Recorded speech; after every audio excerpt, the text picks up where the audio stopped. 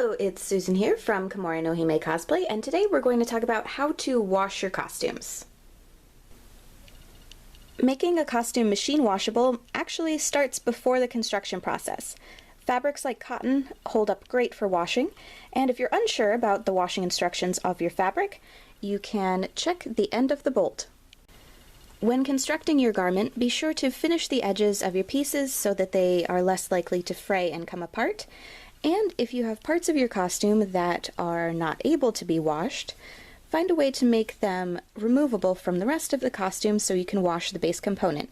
For example, Miu Ichigo's gloves can be washed, whereas the design on the back of one of them is not, so I made that a pin so it can be removed for washing. For costume pieces with a lot of ribbons and dangly bits, or small accessories, I'll put them into a mesh delicate bag, also known as like a lingerie bag, for washing, just to keep them from getting tangled up with other clothes and just to protect them in the wash. For some costume pieces, it's just not practical to have it come apart, so for those, I hand wash them. I just get a bucket, fill it with some water and some laundry soap.